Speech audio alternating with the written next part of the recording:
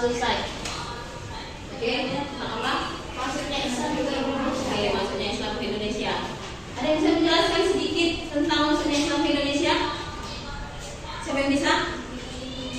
Ayo. Sedikit saja. Oke, Islam itu masuk dari jalur perdagangan. Islam masuk dari jalur perdagangan. Perdagangan, pendidikan, kemudian apa lagi? Peperangan. Kelompok sini? Oke, jadi hari ini kita membahas tentang masuknya Islam ke Indonesia.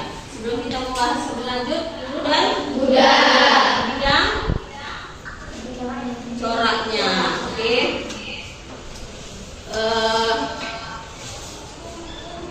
Tujuan pembelajaran kita hari ini adalah membahas tentang masuknya Hindu-Buddha. Sebelum kita membahas lebih lanjut, kegiatan kita hari ini adalah membahas tentang masuk dan berkembangnya Islam di Indonesia. Apa yang bakal kita bahas? Teori masuknya, kemudian jalur Islamisasi. Jadi sambil menunggu video kita ini muncul kembali, kalian berapa ini? Untuk kelompok sudah dibentuk ini ya? Sudah ya. Berapa kelompok ini jadinya? 4 kelompok. 1, 2, 3, 4. Oke.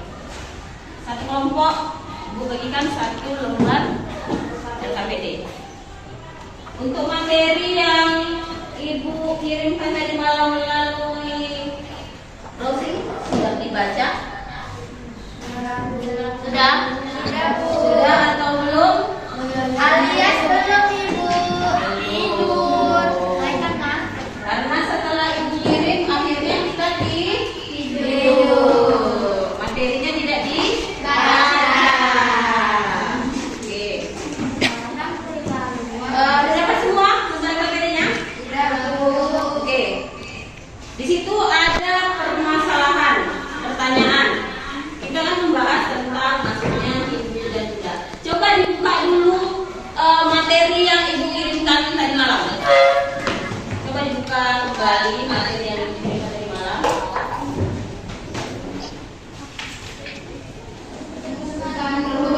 Pelayanan. Terus kemudian oke, harusnya kita tadi menampilkan video sedikit, jadi ada kalian paham. Jadi begini ya, ini di lembar LKPD ada pertanyaan atau permasalahan. Jadi setiap kelompok itu membuatkan beberapa pertanyaan, minimal 2 pertanyaan kalian buat di lembar LKPD. Nampak ya lembar LKPD-nya nak? Oke, udah. Kemudian apa permasalahannya?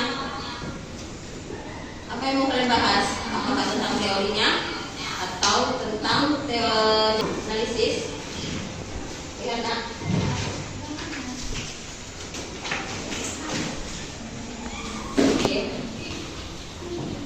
Waktunya yang diberikan untuk kalian membahas ini adalah sampai dengan jam 8 berapa dia? 8.20 ya. 8.20 kita selesai, kemudian kita presentasikan. Oke. Ada yang mau bertanya? Kira-kira kurang paham dengan tugas yang Ibu berikan? Paham Bu, maksudnya jadwal itu gimana? Jadwal tadi kan sudah kita rencanakan sampai jam 8.20 selesai, kemudian dipresentasikan. Yang itu sudah. Ini yang masalahnya kita presentasi ini kalian tahu apa yang mau dipresentasikan? Enggak Bu. Jadi kita akan membahas tentang maksudnya Islam Indonesia. Jadi yang perlu kalian bahas itu tentang teori masuknya, kemudian jalur Islamisasinya. Paham? Ada yang mau bertanya? Oke, Ibu kasih waktu dari sekarang. Kemudian lihat lagi di lembar LKPD nak. Itu ada contoh ya.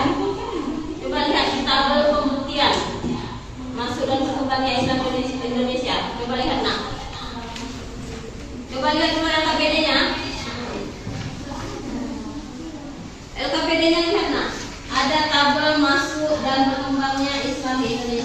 Balik sayang, lupa dapat ininya. Oke, ini dia. Ya kan? Nah, coba lihat, udah nampak? Teori masuknya Islam. Udah nampak kan? Oke, berarti teori masuknya Islam yang ibu berikan materinya tadi malam itu ada berapa teori?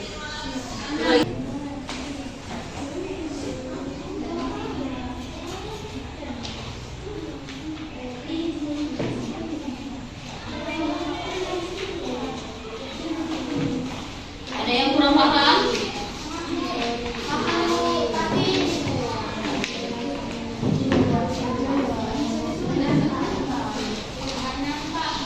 Ya, sabar ya.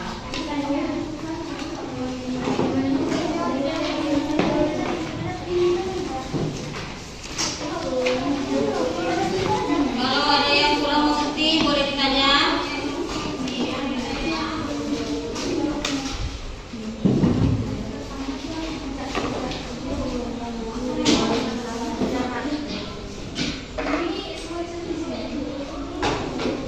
Sambil dikerjakan, bisa dilihat videonya. Beberapa yang bisa menulis langsung dituliskan aja ya, Pak ya.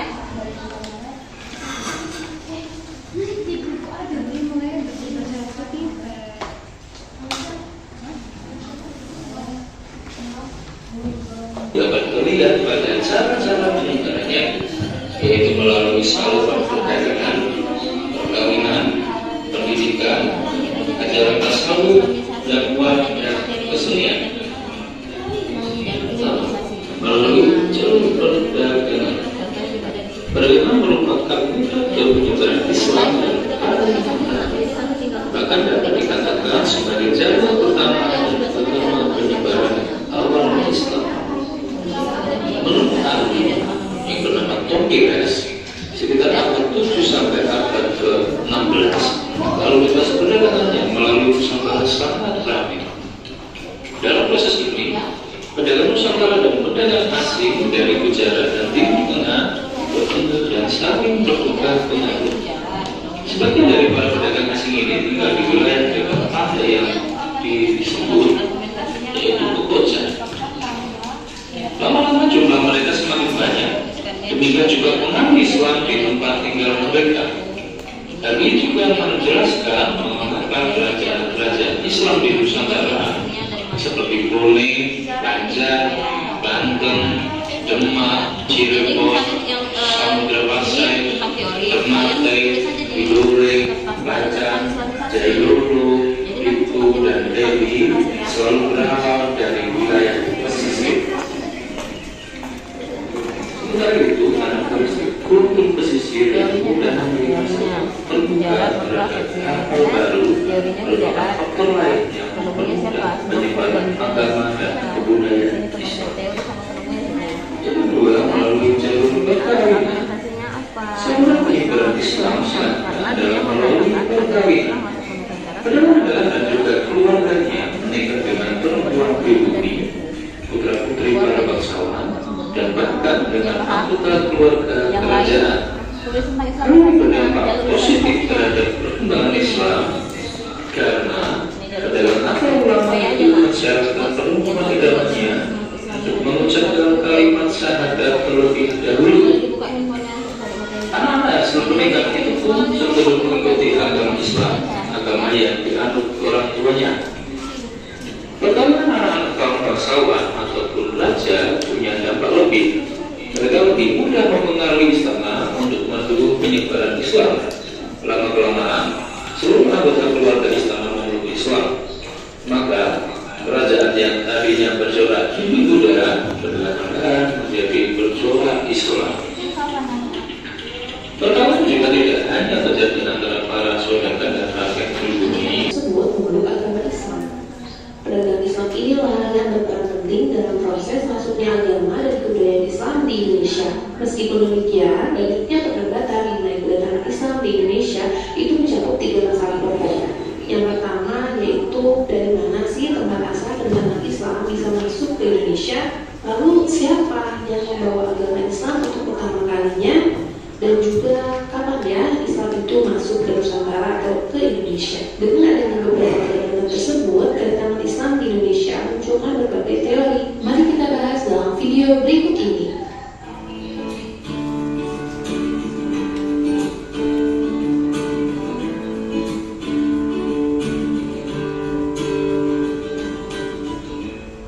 Teori yang pertama yaitu teori Gujarat. Gujarat merupakan wilayah yang kini termasuk bagian dari negara India. Teori Gujarat menjelaskan bahwa Islam masuk Indonesia itu pada abad ke-13 Masehi dan dibawa oleh para pedagang dari Gujarat atau dari India. Teori Gujarat pertama kali dicetuskan oleh J. Pitchnapel. Menurut J. Pitchnapel, orang-orang atau para pedagang dari India telah memeluk agama Islam dan kemudian mereka berdagang di Indonesia dan secara tidak langsung mereka lah yang menyebarkan agama Islam ke Indonesia. Teori ini didasarkan pada dua bukti sebagai berikut. Yang pertama, cara buat tulisan makam Sultan Malik Al-Saleh dan Maulana Malik Ibrahim memiliki kemiripan dengan corak lisan yang ada di Gujarat. Sultan Malik Al-Saleh merupakan sultan dari Kerajaan Samudra Pasai yang ada di daerah Sumatera. Yang kedua yaitu seperti yang kita ketahui, hubungan dagang antara masyarakat Indonesia dan India telah berjalan cukup lama dan berlangsung cukup baik. Dari adanya dua teori tersebut, maka lahirlah teori Gujarat. Walaupun teori Gujarat memiliki cukup bukti, tapi banyak ilmuwan atau sejarawan juga menyanggah teori Gujarat ini. Kelemahan dari teori Gujarat yang pertama yaitu tidak adanya cukup bukti yang kuat bahwa para pedagang India yang pertama kali menyebarkan agama Islam. Dan apakah betul agama Islam dibawa oleh para pedagang India hanya karena pemilikan dari batu nisannya saja?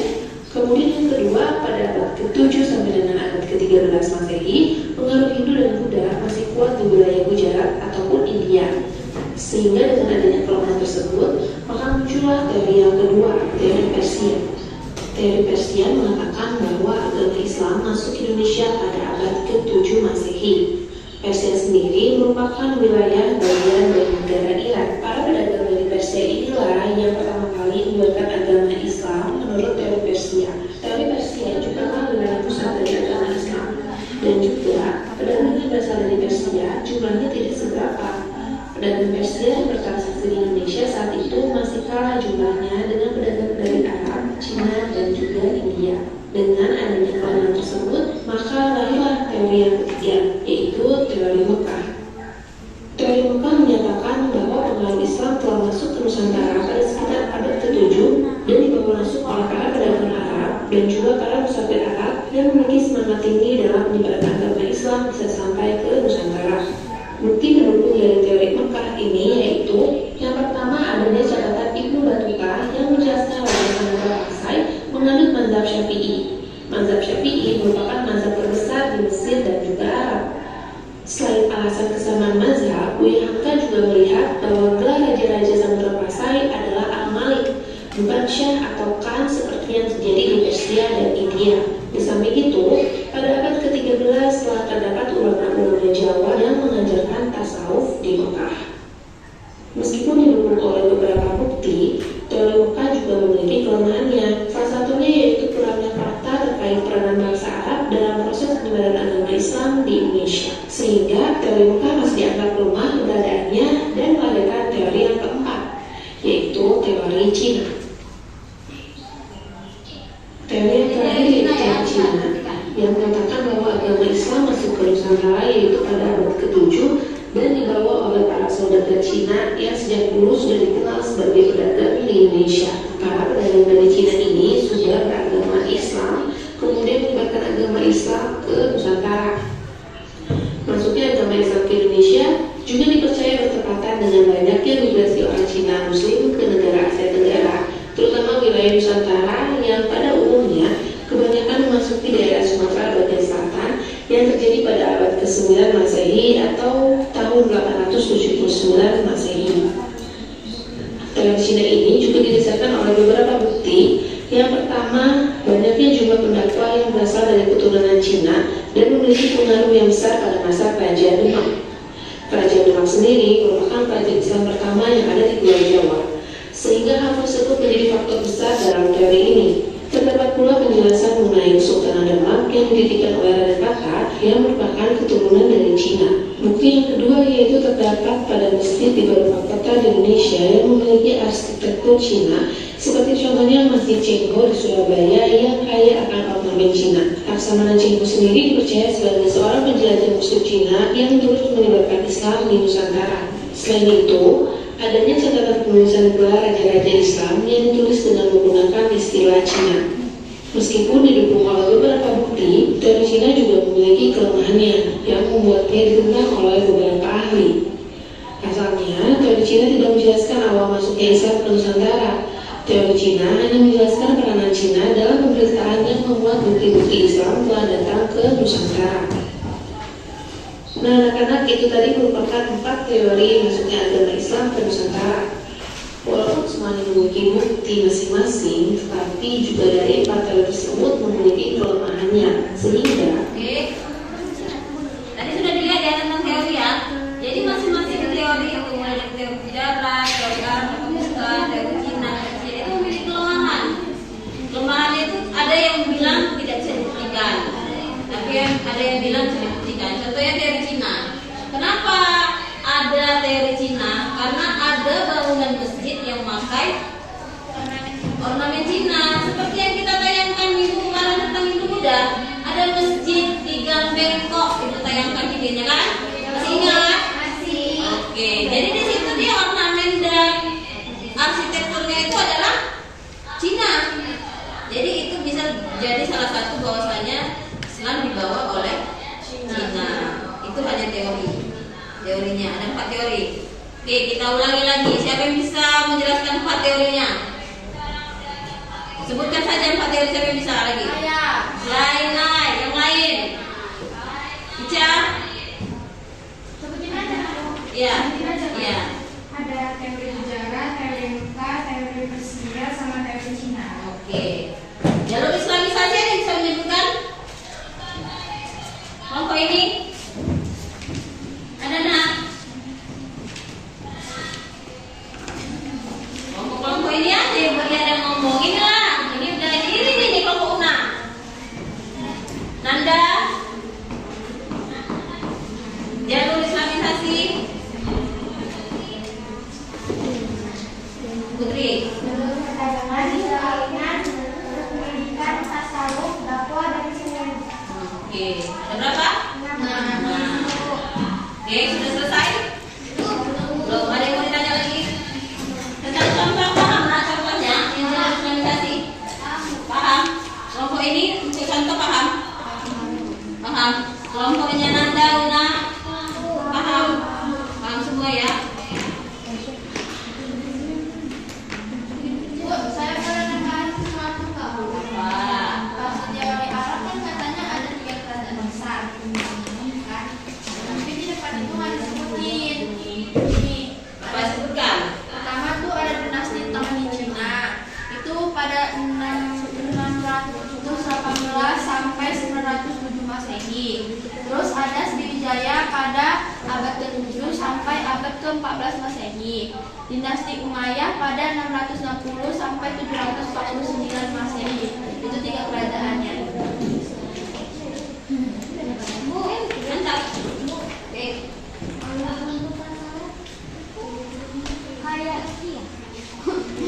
Ada yang bisa menjelaskan tasawuf itu yang bagaimana sih?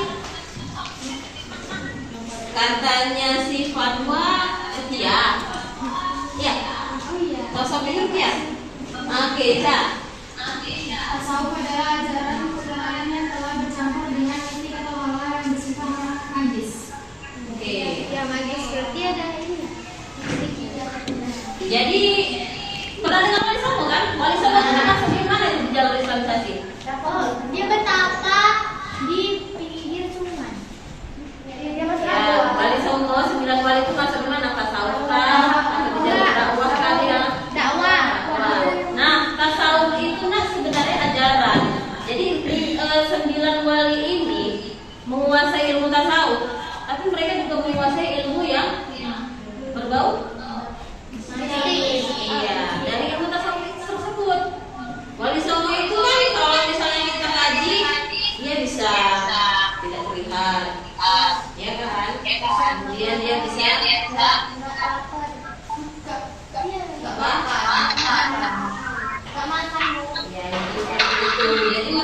kajian ilmunya lebih tinggi. Tasawuf itu mereka yang menguasai ilmunya. 9 wali songo. Siapa yang bisa menyebutkan 9 wali songo? Ini ya, oke. Kuat nak kuat.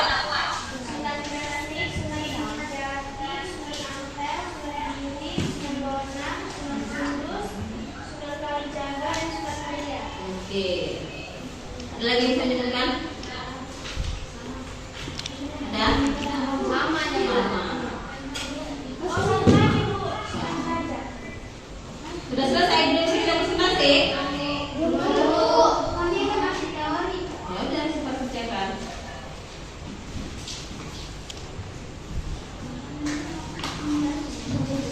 Jangan lupa presentasi. Mana yang udah?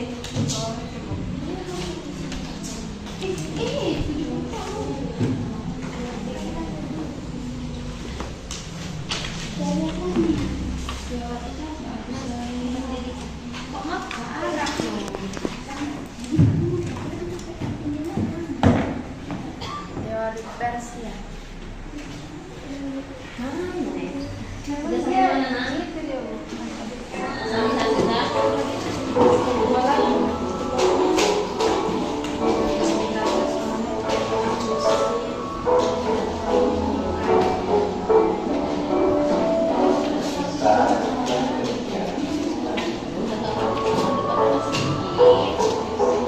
Nah, ini udah mau selesai kayaknya di kelompoknya ya.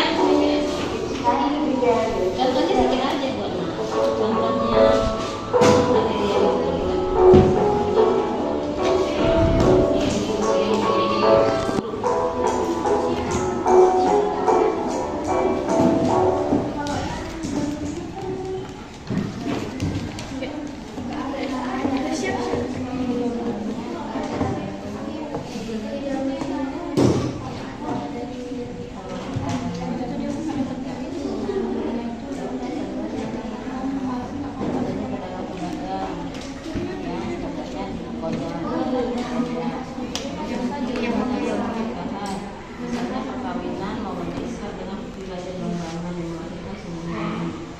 materi yang sedang ampel itu termasuk 9 wali songo jadinya kan. Itu aja contohnya, nggak usah panjang-panjang. Udah nggak usah dihapus, ditambahin aja. Yang jalur Islamisasi itu contoh sudah paham. Tadi katanya sudah paham, ingat tidak? Coba deh. Iya ini benar. Ini nggak tahu di perkawinan ini oke benar. Enggak cocok. Ini betul.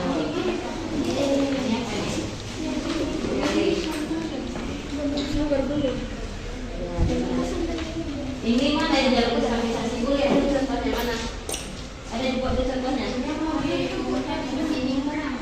Ya itu kan jalurnya sayang. Contohnya misalnya jalur perkawinan. Salah. Jalur perkawinan itu seperti menikahnya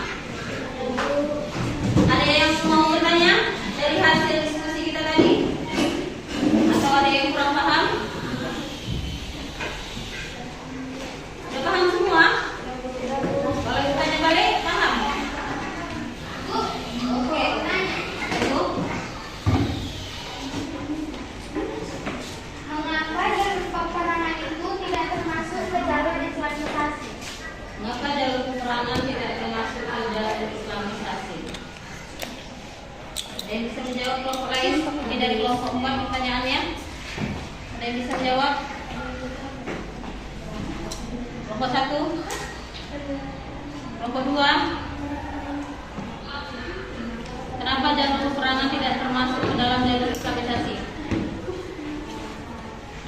Ya, angkat tangannya Nagita.